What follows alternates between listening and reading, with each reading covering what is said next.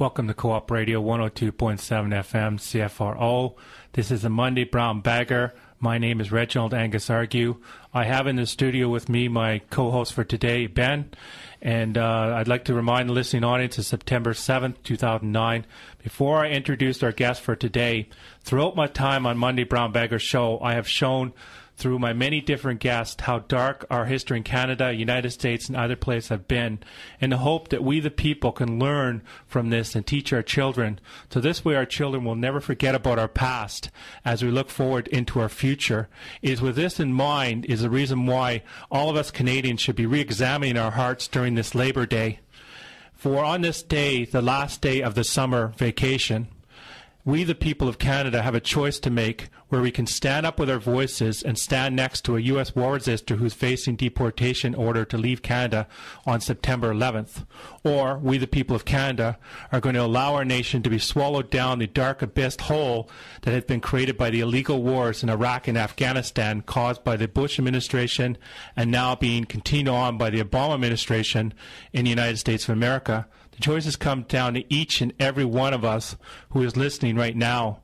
And with that in mind, before I introduce our guest, I'd like to quickly hand out some phone numbers that our listening audience can contact so that you can basically stand supporting the war resistor to allow them to stay. Not only Rodney Watson, but Kimberly and other U.S. war resistors that are now facing our government, minority government, conservative government's deportation.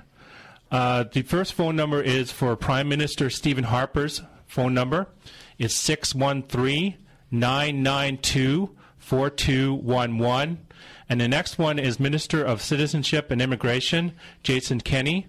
The Minister's office is 613-954-1064.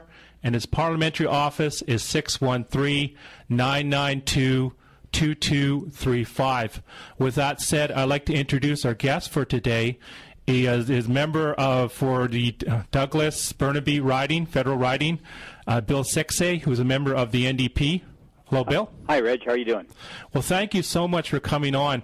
What I really enjoyed about you, Bill, is that you've stood tall for the war resistors, not only for the war resistors, but you've introduced private members' bills, which have said to people, if you don't want to pay your taxes to support the war machine, you've introduced options to people here in Canada.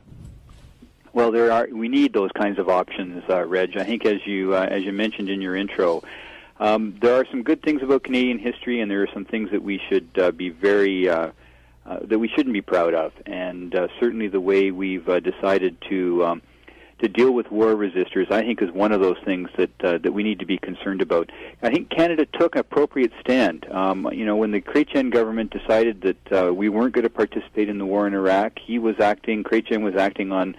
With the intentions of Canadians. Canadians knew that war was wrong. They knew that war was illegal.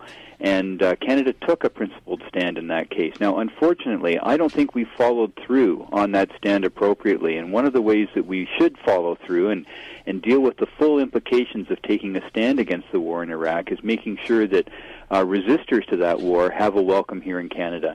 And both the Liberal government before the Conservatives were elected and the current Conservative government, I think, have failed miserably in dealing with the full ramifications of that principled stand, and they failed to introduce a special program for war resistors. The one question I have for you, Bill, why is it that you're the only party right now I classify as a real federal party? You have representation in people all the way across Canada from one coast to the other, and your party is actually standing up for family values in the way that you're having the war resistors, you're fighting for the war resistors to stay here, and that way they're not separating the war resistors from their Canadian families. Rodney has a child who's born in Canada. Kimberly's child was born in Canada. So I look upon it as the NDP right now is the only true federal party, Canadian party, that's actually representing the issues of family values to keep the family together. Well, it's an interesting take on the issue, Reg. I mean, I think it's important that we follow through on that principle of our opposition to the war in Iraq.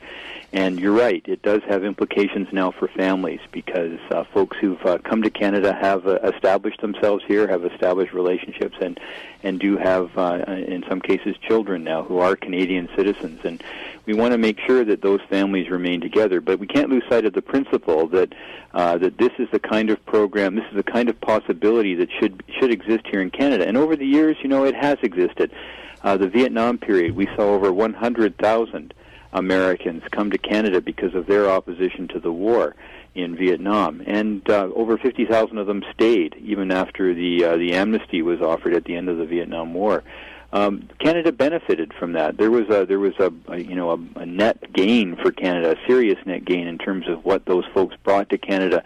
Not the least of which was their commitment to question war, to look for other possibilities to seek peace. And I've been very proud of New Democrats. We were early supporters of seeing the American war resistors come in the Vietnam period. We've been on the ball on this one from the very beginning.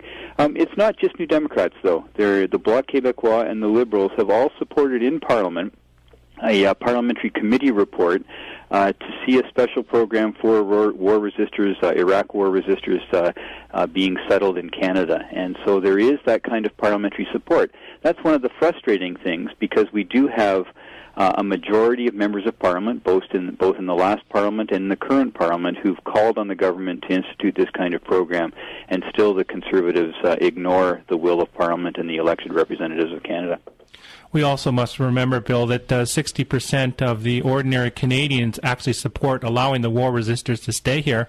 And the reasons why the Bush administration had the Iraq war to begin with, claiming that Saddam Hussein had something to do to 9/11, they never found the evidence to back that. Claiming that they had weapons of mass destruction, they never found the evidence to back that, and the list goes on and on. So the Iraq war is an illegal war, and the way I look at it is if our minority government right now, being the Conservative government, if they get away with continuing deporting the U.S. war resistors, well, then they become complicit in the crime.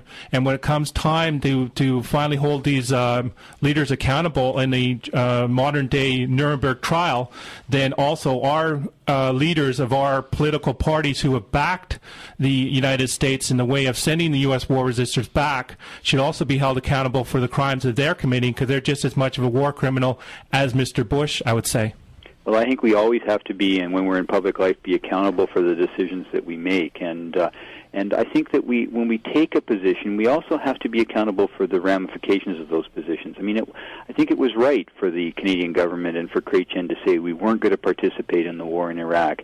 But I think where we've fallen down, both as a government and perhaps as a nation, is that we didn't take that and run with it to the appropriate place. And one of those places was ensuring that war resistors have a welcome here in Canada. One of the things that strikes me of talking with these men and women, I'm always impressed at their ability to articulate their decision, their ability to talk about why they signed up for the armed forces in the first place, but also to talk about their disappointment and the fact that they were lied to. Many of them feel that directly in terms of the conduct of the American government and especially the Bush administration in terms of lying to them directly about why they were going to war in Iraq. And when many of them discovered that harsh reality from their service in Iraq, but also from just paying attention to the politics of that war, they came to a different position and haven't been able to take a position of conscience that would allow them to take a stand against that war. Those are the kind of folks we need in Canada, people who understand the implications of their actions, who are people of conscience, who are people, in a sense, who are also very patriotic, who are prepared to do what they believe is the right thing, but want to make sure that they're doing that, especially when it comes to war, for only the most important of reasons. And certainly, I don't think on any of those, by any measure, the war in Iraq doesn't add up as an appropriate use of military force, to put it mildly.